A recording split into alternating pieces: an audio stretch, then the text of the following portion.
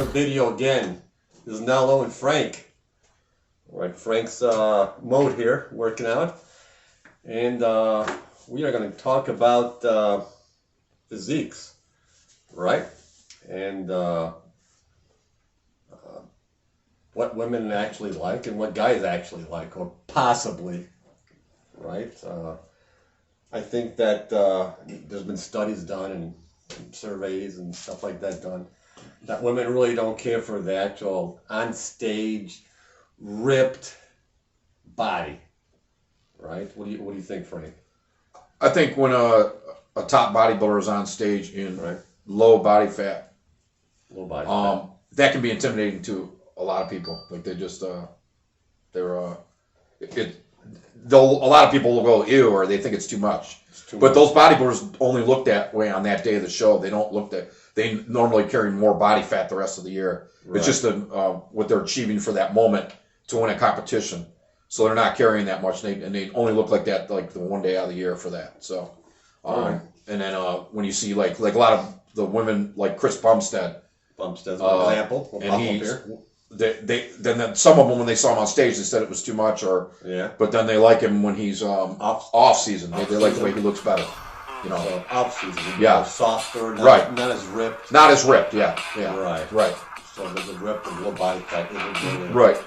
I thought it was, but you always see these underwear commercials that the guy's he's got the six pack and he's ripped. Right. But that's like walking around ripped compared to stage condition. That's a big difference. Is it? Yeah, definitely. No, I know so. It's definitely a big difference. Those guys on the underwear commercials aren't going to win any bodybuilding shows. The people that are bodybuilders are going to win the bodybuilding shows. Okay. All right. Yeah. Got you there. Yeah. So it definitely is a different physique there too. Right. Yeah, it's two different things. They're going for a certain look. A model type look is different than a bodybuilding type. Okay. So. All right. Yeah. That makes sense. Yeah. Now, what about with women though? You got women that are, I think back in '90s and 2000 that women were very masculine looking. Which really I didn't. Yeah, bodybuilding. The actual sport of female bodybuilding actually died for a while. It was no longer in existence. They just had fitness, bikini, and fitness, bikini, and there was another one. Now they got a wellness division too. What's wellness? Wellness is actually girls with bigger butts. Actually, that's like a new division. And that's And a lot of your women from Brazil are competing in that division and winning a lot of our competitions. Okay, they'll win plenty. Right. But they what is that like natural like a physique that you find in magazines? Is that the wellness? Is that what they're considered? Right. No, it's not natural. No? Nothing about any of the people you see in the magazines is natural.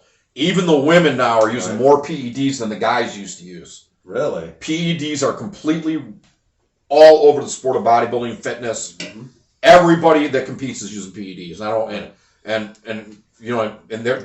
There really aren't. Natural bodybuilding is almost dead. I think so. It's all PEDs now. Everything is It's so. What are PEDs? Steroids. Okay. Steroids. Women are juicing. Yeah, women are juicing now. That's okay. Now back in the '90s, they were real masculine. Yeah. Like I mentioned. Yeah, and that's when that was like crazy bodybuilding. looking. Right, but it's no different now. They're just. Everything is the easy way out now. People want that quick fix, and PEDs are quicker. Even the top trainers now, the guys from the 90s and 2000s that were competing back then, are prescribing all these people now with all insulin and growth hormone. And some of them ain't even bodybuilders, just competing in wellness, and it doesn't make any sense to me. It's just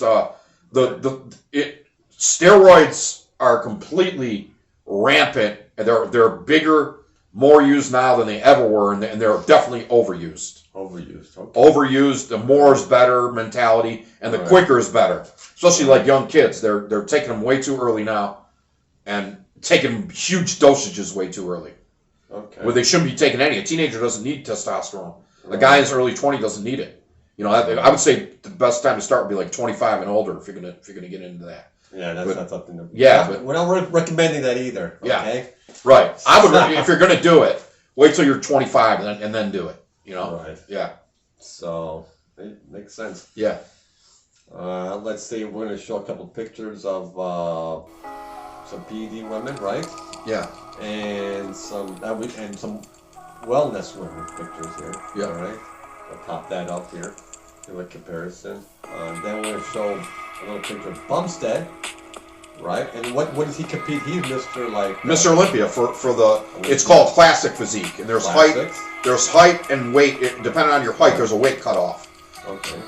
The classic physique guys, they have weight cutoffs, whereas open bodybuilding, there's no weight cutoff. So then we'll show another picture here of straight up bodybuilder. Open. Like open, which means anything goes. Yeah, and it's just as big and as muscular as you can get. There's no Right. weight cutoff. Okay.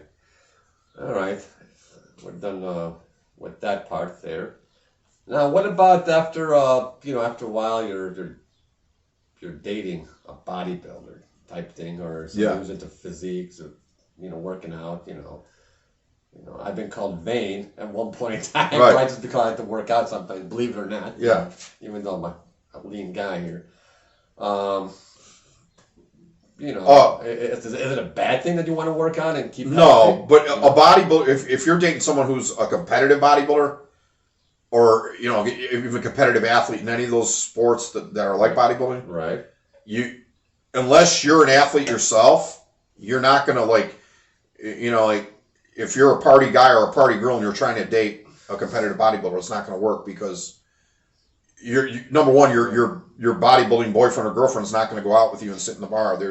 No, they can't. They're all their whole life revolves around them eating their meals, working out, right, posing, practicing, right, and they don't. Their muscles are their baby. They treat their muscles like they would their children. They're selfish. And most of them don't even have any children because they wouldn't be able to participate in raising of the children because they're too busy.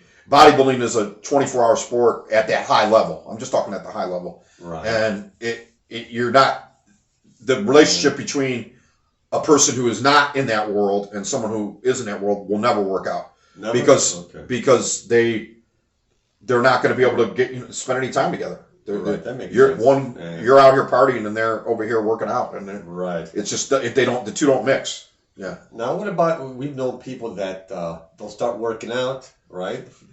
And their bodies are getting better and a nicer physique, and all of a sudden, right, their wives or their girlfriends are start knocking them down. Oh yeah, that all the time. Now that's just to sabotage them, or why are you doing this? And, and it's just because. I mean, it's human nature. Like you feel like you're going to get left behind or something, that's probably what it is. So what do you do about that? You can encourage each other as a couple and take your wife to the gym or like that, or do a little workout with her around the house and make her feel a part. Encourage each other. That's all. That it just happens. And that's it. Okay. There's nothing. Like I said, it's two different things. And then some people, it's like if you don't party and somebody goes out and parties every night, you're going to think, well. Eventually, they're going to meet somebody. They'll be drunk, or and do the wrong thing, or because this is natural. Right. You're not, you're not in that world, and they're in that world. Okay. Yeah. That makes sense. Yeah. I got you there. So, as far as our relationship goes, okay then, because that happens all the time. The girl starts becoming, Yeah, I mean, when I was training somebody, he was losing weight, and his roommate was another guy. They weren't even boyfriend, but they were just friends. Right. And they were both big guys. But then once the other guy started getting smaller than the other bigger guy started trying to sabotage him. This is true.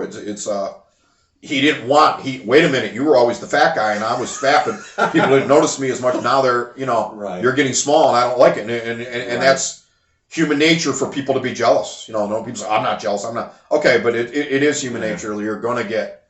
Nobody truly wants another person to succeed. Or walk in a room and have everybody looking at them. Right. And then they're, what she just think because she works out. Well, she put in the hard work. And if people look at her, that's why, because she put in the hard work. Yeah, that's it. Yeah.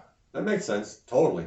So, all right, then we'll leave it at that for now. So, any last words before we get out of here? No, just as if you're a couple and, do some workouts together. Work out together and encourage each other. And eating together. You can eat the right way together and help each other and prepare meals together. Well, that makes sense. So that works out good. Everybody, I mean, diet's half the battle, really. Yeah, right. So if your husband's dieting for a competition, or if you're dieting to go look good at the beach, then support your girlfriend, and maybe in the process you'll lose a couple pounds yourself. Yeah. It makes sense. Yep. And you're going to a meet. I got a powerlifting competition 4 days from now. So 4 days, guys. Yep. So where's the competition? down in Canton. Yeah. Canton. Yeah. All right. So if you guys want to see Frank, he'll be in Canton on Thursday, about 9 in the morning. 9 o'clock. Yeah. All right, guys. That's all we got. And see ya. That's it. Sauce.